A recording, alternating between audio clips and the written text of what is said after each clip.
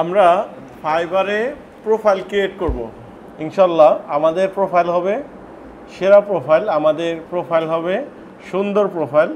আমাদের প্রোফাইল দেখলে ক্লায়েন্ট আমাদের কাজ দিবে, এমন একটা সুন্দর প্রোফাইল ক্রিয়েট করাই হচ্ছে একটা ফ্রিল্যান্সারের কাজ, এবং কি এটাই হচ্ছে তার জীবনের প্রথম অধ্যায়।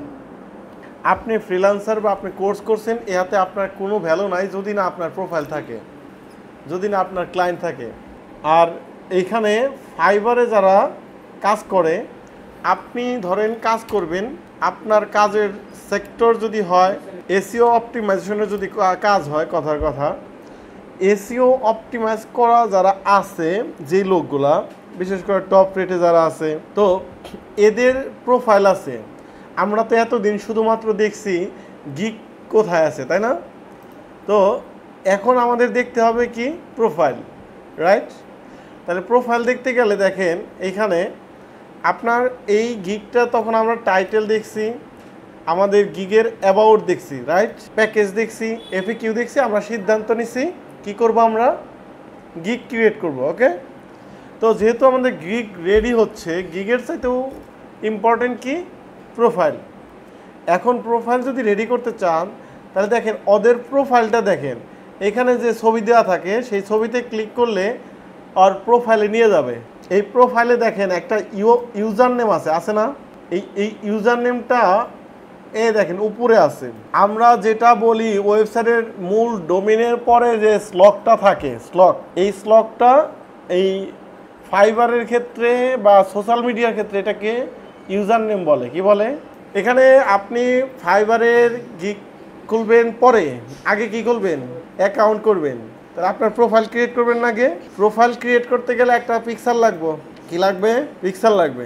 এই পিক্সেলের সাইজ স্কোয়ার 1080 1500 যাই দেন আপনি, স্কোয়ার, কথাটা স্কোয়ার থাকতে হবে। ব্যাকগ্রাউন্ডটা ডিরেক্ট সাদা না দিয়ে একটু অফ হোয়াইট, অ্যাশ কালার, বা এই যে কি বলে, এই যে এটার পিছনে যে দেখছেন না, মানে সাদার চাইতে একটু ভিন্ন একটা কিছু, কথাটা বুঝছেন? এই যে দেখছেন আপনি, এই পিকচারটা মোটামুটি ক্লোজ হবে, কথাটা ক্লিয়ার? তারপরে আপনার এই পিকচারটা আপনার দেওয়ার পরে আপনার একটা ইউজার নেম থাকবে। ইউজার নেমটা আপনি সুন্দর একটা নাম, আপনার যে নাম, ওই নামে তো হয়তো পাবেন না অনেকেই, কমন নাম হইলে তার সাথে ডিএম অথবা ডিজিটাল মার্কেটার অথবা এসইও লাগাই দিলেন, মানে যেটা দিলে ইউজার নেমটা সুন্দর দেখায়। এই লোকটা হয়তো অনেক আগে খুলছে, দেখে তখন বুঝা সারাবার নেই 251 দিয়ে রাখছে, তাই না? তার সাথে এখানে যদি এসিও দিয়ে রাখতো তা তো বোঝা যেত ইউজার নেমে একটা ভাব আছে না? ইউজার নেমের একটা ব্র্যান্ডিং আছে, কথাটা ক্লিয়ার? এরপরে আসেন আপনার নাম। এইখানে এক লাইনে একটা বক্তব্য দেওয়া, স্লোগান বলে। স্লোগান বুঝেন আপনারা? বলেন তো, একটা স্লোগান বলেন তো। এখন তাহলে এই যে একটা কথায় তার একটা প্রশংসা করলেন, কি করলেন? তার একটা প্রশংসা করছেন না? আপনি নিজের কাজের প্রশংসা করবেন এক লাইনে, কথা বুঝেন নাই? আপনার নিজের কাজের প্রশংসা, এখানে নিজের প্রশংসা করিয়েন না। I M A digital marketer, এগুলা না। হ্যাঁ, আই এম এসইও এক্সপার্ট, এগুলা না। হ্যাঁ, কাজের প্রশংসা, মন বড়। হ্যাঁ, ওরকম একটা স্লোগান এখানে ঢুকে দিতে হবে নিজে। এই মেয়েটা লিখছে হচ্ছে Shopify website designing, web development, SEO and SMM expert. মানে কি কি বিষয়ে এক্সপার্ট সেটা সে ফোকাস করছে। আপনিও করবেন, তবে এর চাইতেও যেন একটু সুন্দর হয়ে আসে। এখন তাহলে আবার কি করতে হবে? আপনি ইংলিশে ফ্লুয়েন্সি, এগুলা লিখতে হবে না, এগুলা আপনার দেশের নাম, এগুলো অটোমেটিক আসবে। জি, তাহলে আপনার যেটা দরকার সেটা হলো ইউজার নেম মেক করা, আর এইখানে একটা স্লগ মেক করা। ইউজার নেম চেক করবেন কিভাবে? ধরেন আপনি এই নামটা দিতে চাচ্ছেন, ফাইবার স্ল্যাশ, ধরেন এটা দিয়ে আপনি এটা দিলেন, 25 দিলাম, এই দেখেন লাস্টে 1 দিলে কিন্তু তারটা চলে আসছে না? কিন্তু 1 বাদ দিয়ে দিলে বা খালি 2 দিয়ে দিই, আসতেছে। তার মানে বুঝবেন যে এইটা আপনি ক্রিয়েট করতে পারবেন, কথা ক্লিয়ার? আপনার এখানে যে ফাইবার স্ল্যাশ দিয়ে আপনার নাম দিবেন, ঠিক আছে? যখন নাম দিবেন দেখবেন যে আপনার টাস্ক আছে না, তখন বুঝবেন যে এটা পাওয়া যাইতে পারে। তবে তাও যাবে না যদি কেউ অ্যাকাউন্ট করে আবার ডিলিট করে রাখছে, তাও পাবেন না। ব্যাপারটা যদি এরকম ঘটে, এরকম 2-4টা খুঁজে রেখে দেবেন যে এইটা না হলে এটা দিব ইউজার নেম। ওকে, এরপরে হচ্ছে কি এক লাইনের বক্তব্য। এই যে এই লোকটা দিছে কি SEO specialist and software engineer, কথাটা বুঝছেন? এখানে I M A digital marketer এগুলা কেউ দিবে না কিন্তু। হ্যাঁ, এরপরে আসবে কি অ্যাবাউট। অ্যাবাউটে খুব অল্প কথা, দেখছেন? অ্যাবাউটে কত কথা বুঝছেন আপনি? 500 ক্যারেক্টারের মধ্যে রাখবেন দরকার পড়ে। এই যে দেখেন এখানে এতটুকু রাখছে না, এর বেশি দরকারই নাই।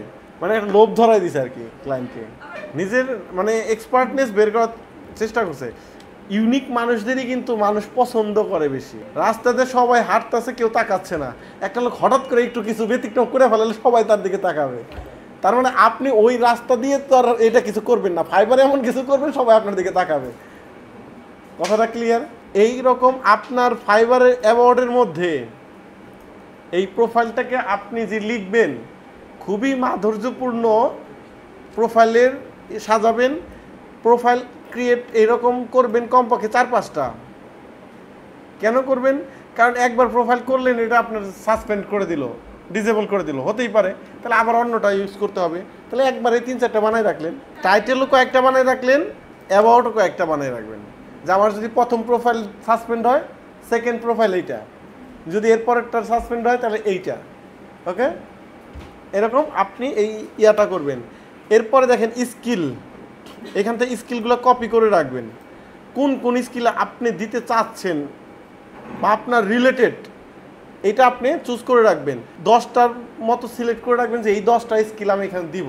এটাও একটু রিসার্চ করবেন, তাহলে আপনার ডক্সে এই কয়টা জিনিস আপনি সংযুক্ত করে রেখে দিবেন, সুন্দর করে ছবিটা বানিয়ে রাখবেন, তাহলে আপনি ফাইবারের প্রোফাইলের জন্য প্রস্তুত। এরপরে কিওয়ার্ড রিসার্চের যে গিগ আছে, এটাতে চেষ্টা করবেন, যদি অ্যাপ্রুভ হয় ওকে, না হইলে আবার আরেকটা বানাইবেন গিগ, আবার আরেকটা করবেন। 1 চান্সে হইলে হইলো, না হইলে 10 চান্সে হইবই।